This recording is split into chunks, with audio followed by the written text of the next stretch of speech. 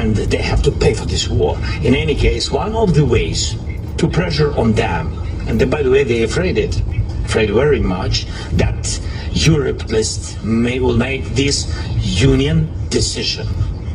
And of course, one of the way is to use frozen assets.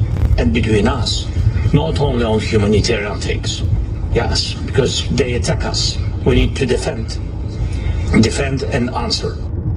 Well, after many hours of discussions, European leaders left the door open for a loan funded by those frozen assets, but a final decision isn't now expected until December. I asked our Kyiv correspondent, James Waterhouse, who's in Brussels, about the issues under discussion.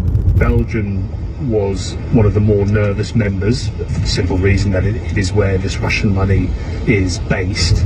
But clearly there are concerns, so you've got European officials bringing in the European Central Bank, and what's unusual about this gathering of EU leaders is that they are trying to monster everything in a single day. They're talking about Ukraine, they're talking about the bloc's collective defence against future Russian aggression, the spending of trillions of dollars. You've got them talking about climate change. I mean, but as ever, it is Ukraine dominating the agenda. The very proposal of using Russian frozen assets in this way has been discussed for a couple of years now. There is a quiet confidence among some officials that they can work around these legal hurdles, as they put it. They can re-legislate and equally share the risk. But what people are talking here about is ending the war and ending it as soon as possible. But at the moment, the view is still Moscow not being put under enough pressure by the US. If President Zelensky does get the loan approved, what would he use it for? He would use it for two things broadly. Firstly, to prop up his state. You know, you still have a government functioning, you have a beleaguered health service, you have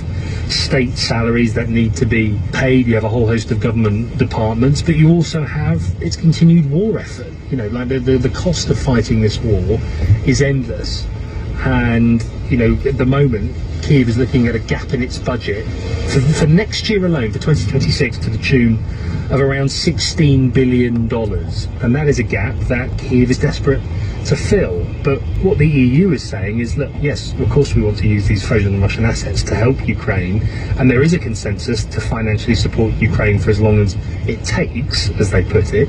But equally, the EU is running out of places to budget for Ukrainian support. That is the uncomfortable truth being uttered in the corridors here. So it's an interesting proposal, but I think this is why you're hearing President Zelensky acknowledge that, you know, he wants Russia to sit down and talk rather than wage continued full-scale